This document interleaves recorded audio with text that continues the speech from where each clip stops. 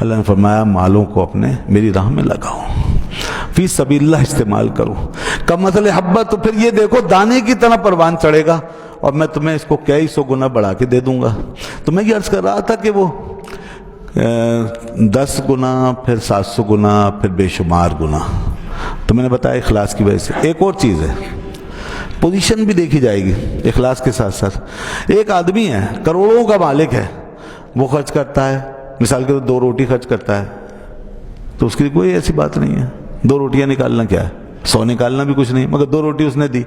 ایک آدمی غریب ہے، فقیر ہے، مسکین ہے، اس کے پاس ٹوٹل کائنات 2 روٹی ہے، اور وہ 2 روٹی جو اس کے پاس ہے وہ اس کو خرچ کر دیتا ہے۔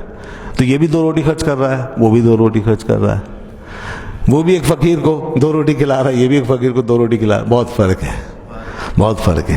اس لیے یہ نہ سوچا کریں کہ میری کیا اوقات، میں کیا دوں گا، میرے پاس ہے ہی نہیں کچھ، جو بڑے بڑے لوگ ہیں انہیں خرچ کرنا چاہیے۔ نہیں، یہاں پوزیشن بھی دیکھی جائے گی کہ آپ کس قسمہ پرسی میں دے رہے ہیں۔ آپ یقین جانیں یہ جو تنگ دست ہے، اس کی 2 روٹیاں اس کے سارے خزانوں سے بہتر ہیں۔ اس کا سارا خزانہ یہی ہے نا، ٹوٹل اس کا خزانہ یہی تھا، اس 2 روٹیاں ہی تھیں اس کے پاس اور وہ بھی دے دی، تو اب اس کا دینا اس امیر کی 100 روٹیوں پر بھی بھاری ہوگا، کیونکہ اس نے اگر 100 بھی دی مثال کے طور پر، 1000 بھی دی، تو بھی بڑی گنجائش کے ساتھ دی ہے، آسانی سے دی ہے، اور اس نے دی ہے تنگ دستی کے ساتھ۔ اللہ، یہی تو بات ہے جو قرآن میں آئی، انما نطعمکم لوجہ اللہ لا نرید منکم جزاء ولا شکورا انا نخاف من ربنا یوما عبوسا قمطریرا۔ حضرت علی رضی اللہ عنہ فرماتے تھے ہم تمہیں کھلاتے ہیں اپنے رب کی رضا کے لیے، لوجہ اللہ لا نرید منکم جزاء ولا شکورا۔ تو یہ اصل میں آیت اس وقت نازل ہوئی جب حضرت علی شیر خدا رضی اللہ عنہ کے گھر میں، آل رسول کے گھرانے میں فقر و فاقہ تھا، اور عام طور پہ فقر و فاقہ ہی رہتا تھا۔ پھر کچھ آ جاتا تھا تو کیا ہوتا تھا، 3 دن تک روزہ رکھا سب نے، حضرت سیدہ زہرا نے، ان کے بچوں نے، مولا علی نے، سب نے روزہ رکھا۔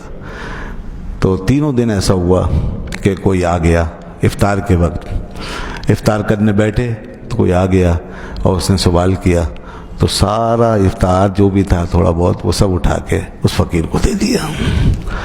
دوسرے دن بھی یہی ہوا، تیسرے دن بھی یہ ہوا، دیتے چلے۔ قرآن کی آیت نازل ہو گئی، انما نطعمکم لوجہ اللہ لا نرید منکم جزاء ولا شکورا۔ ہم تو اپنے رب کے لیے تمہیں کھلا دیتے ہیں، تم سے کوئی بدلہ نہیں چاہتے، کوئی شکرانہ شکریہ نہیں چاہتے، کوئی عوض معاوضہ نہیں چاہتے۔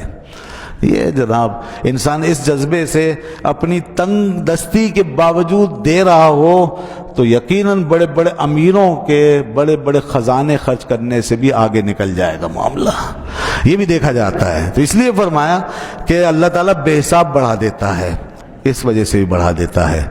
اور اس کے بعد آگے کیا فرمایا، اب آئیے ذرا دیکھیے کچھ چیزوں کی احتیاط بھی ہے، وہ کیا، الذین ینفقون اموالهم فی سبیل اللہ ثم لا یتبعون۔ اچھا ایک چیز ذرا میں، ایک آیت رہ گئی، اس میں 2 صفتیں اس کو بھی واضح کر دوں، واللہ واسع علیم۔ اس کے مضمون کے بعد فرمایا اور اللہ بہت کشادگی والا ہے اور سب کچھ جاننے والا ہے۔ ان دونوں صفات کا کانٹیکسٹ سمجھ میں آتا ہے، ہر صفت میں کانٹیکسٹ ہے اور بڑی مناسبت سے آئی ہیں قرآن میں۔ یہاں پہ واسع اور علیم کہا، اس کی وجہ یہ ہے کہ پیچھے بات ہوئی ہے دینے کی، بڑا چڑھا کے دینے کی، وسعتوں کے ساتھ دینے کی، ہماری تنگیوں کو وسعتوں میں بدلنے کی بات ہوئی ہے، ہمارے تھوڑے کو بہت زیادہ کرنے کی بات ہوئی ہے، دانے کی مثال دی ہے، تو اللہ نے بتا دیا یہ میں کر سکتا ہوں اس لیے کہ میں واسع ہوں، میں خود گنجائش والا ہوں، اور میرے پاس جو وسعت ہے وہ کسی کے پاس نہیں ہے، لہذا یہ کام میں کر سکتا ہوں، تو میں بالکل اس میں تردد کی ضرورت نہیں ہے کہ سوچو پتہ نہیں کیسے ہوگا۔ دوسری بات یہ کہ دوسرا خیال یہ آتا ہے آدمی کو کہ حساب کون رکھے گا، میں تو دے رہا ہوں، بار بار دے رہا ہوں، ہمیشہ دیتا رہا ہوں، حساب کون رکھے گا؟ فرمایا اس سے بھی بے فکر ہو جاؤ، میں علیم بھی ہوں، جو بھی تم نکال رہے ہو سب میرے علم میں ہے، ایک ایک دانہ تمہارا میں جانتا ہوں، اس کی قدر و قیمت جانتا ہوں، اور سب میرے حساب میں، میرے ہاں جو تمہارے کھاتے کھلے ہوئے اس کے اندر موجود ہے۔ اللہ نے وہ سارے اکاؤنٹ اپنے کنٹرول میں رکھے ہیں، ان کا علم بھی اس کے پاس ہے، لہذا جب ہم وہاں پہنچیں گے تو ہر ایک کے کھاتے سے ملنا شروع ہو جائے گا۔ جیسے بینک میں جاتے ہیں تو یہاں پر تو سود بنتا ہے نا، بڑھتا رہتا ہے، پھر جا کے لاتے ہیں، پتہ چلے لاکھ جمع کرائے تھے کروڑوں میں ہو گیا، تو یہ تو ہے بینک کا سود، مگر خدا کے یہاں سود نہیں ہے، خدا کے یہاں فضل ہے۔ لہذا وہ جو اکاؤنٹ میں جمع ہوا، اللہ فرماتا ہے سب مجھے معلوم ہے، میں اس کا پورا حساب لگا کے تمہیں دے دوں گا، بلکہ بے حساب بھی دے دوں گا۔ سبحان اللہ۔ فرمایا علیم، اور اس کے بعد فرمایا الذین ینفقون، وہ لوگ جو خرچ کرتے ہیں اپنے مالوں کو اللہ کی راہ میں، پھر اس کے بعد پیچھے نہیں لگاتے اس کے جو انہوں نے خرچ کیا، کیا چیز؟ من ولا ادا، نہ تو احسان جتلانا اور نہ اذیت پہنچانا، یہ نہ کریں، احسان نہ جتلائیں، یہ منع کر دیا۔ احتیاط یہ ہے کہ جو خرچ کریں اس پہ احسان نہ جتائیں، اذیت نہ دیں، تکلیف نہ دیں۔ بہت سے لوگ ہیں اب خرچ کرتے ہیں کس لیے معلوم ہے؟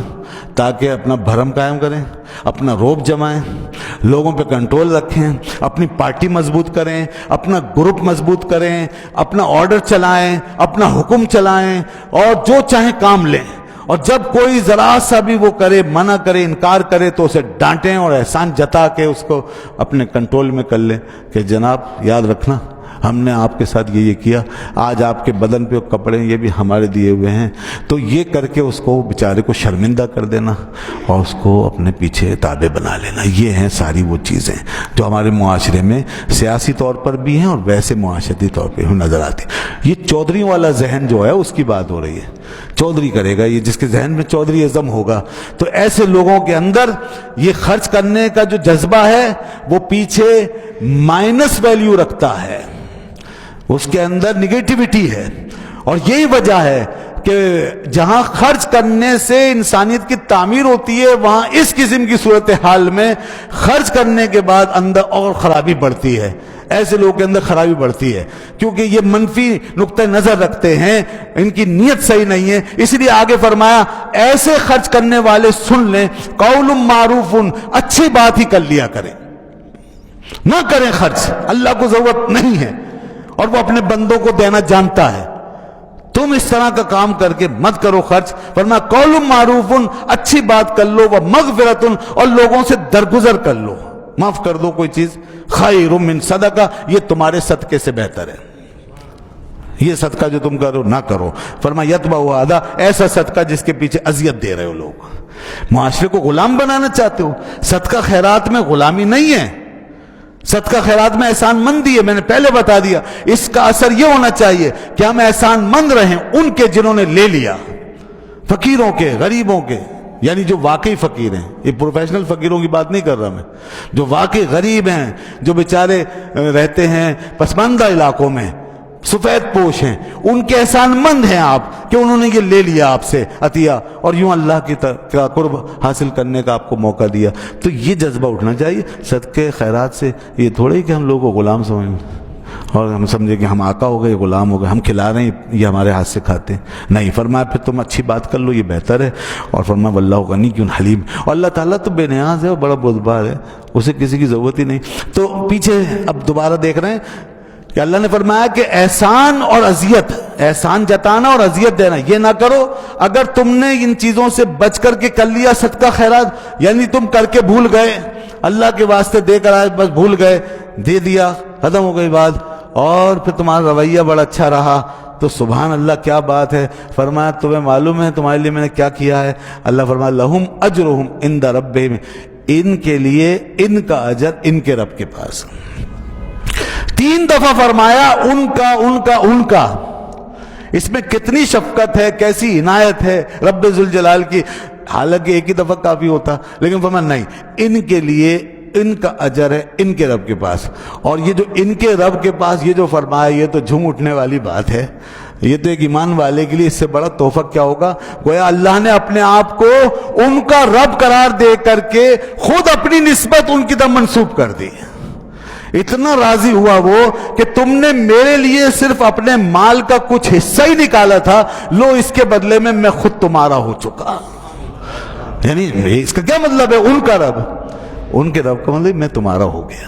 سبحان اللہ، کیا بات ہے، ان لوگوں کی کیا شان ہے کہ اللہ تعالیٰ اتنا راضی ہو جاتا ہے کہ فرماتا ہے کہ ان کا رب. تو بھائی اجر دیکھیے، پوری گویا فائل بنا کے آپ کو دے دیا جائے، دنیا میں پکڑا دیے، قیامت کے دن لے کے پہنچ جائیے گا اور انشاءاللہ یہ فائل آپ کو آگے لے جائے گی. اور خود رب ذوالجلال فرماتا ہے تم اکیلے نہیں رہو گے، میں تمہارے ساتھ ہوں گا. اسی وجہ سے آگے فرمایا اس کا الٹیمیٹ رزلٹ کیا ہے؟ وَلَا خَوْفٌ عَلَيْهِمْ وَلَا هُمْ يَحْزَنُونَ. ارے جس کے ساتھ میں ہو جاؤں اسے کوئی خوف یا غم رہ سکتا ہے؟ میں نے تمہاری منزلیں ہی نہیں بسائیں آگے، میں خود تمہارا منتظر ہوں، میں تمہارا ہو گیا تو پھر تمہارے لیے آگے کوئی خوف نہیں، کوئی تمہارے لیے حزن نہیں، غم نہیں. اطمینان سے آؤ. ایسے ہی لوگ ہیں جو قبر میں اتریں گے تو سکون کی چادر میں لپیٹ دیے جائیں گے اور نور ان پہ نازل ہونا شروع ہو جائے گا. اندھیری قبر میں ان کے یہ صدقہ خیرات کی روشنیاں پہنچ رہی ہوں گی. حقیقت ہے. تو دوستو یہ حکام ہیں. اور آخری بات اسی پہ ایک عرض کر دوں، آگے اللہ تعالیٰ نے ایک اور لفظ ارشاد فرمایا، صدقہ خیرات کرنے والوں کے اندر ایک اور تبدیلی کیا آتی ہے؟ تثبیت من انفسہم. اندر نفس یا نفس میں دل یعنی انر سیلف، یہ جو انر سیلف ہے یہ مضبوط ہو جاتا ہے. ہمارا انر سیلف آج کل بہت کمزور ہو رہا ہے. آؤٹر سیلف مضبوط ہو گیا، انر سیلف کمزور ہو رہا ہے. ہم پہ خوف پیدا چھا رہا ہے، ہر وقت چھا رہا ہے خوف، موت کا خوف، پتہ نہیں کیا کیا خوف، کچھ ہو جائے گا کچھ ہو جائے گا. ایسے بہت لوگ ملتے ہیں بیچارے، اچھے کھاتے پیتے لوگ، سب کچھ ہے، ساری سہولت دولت پیسہ سب ہے، وہ کہتے ہیں بہت ڈر لگتا ہے پتہ نہیں کچھ ہو نہ جائے. تو یہ اندر سے انر سیلف کمزور ہو گیا. اس کا علاج یہ ہے کہ اللہ کے بندوں کی مدد کروں، اللہ کی راہ میں خرچ کروں، دیتے رہیں. تو اللہ فرماتا ہے اندر سے استحکام آ جاتا ہے، ایمان بڑھتا ہے نا.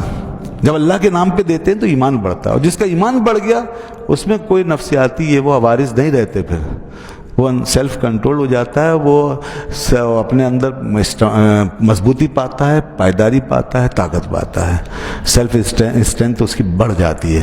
تو اس لیے ہمیں چاہیے کہ ہم اپنے اندر کی قوت کے لیے بھی اللہ کی راہ میں دیں اور اللہ کی رضا کے لیے دیں.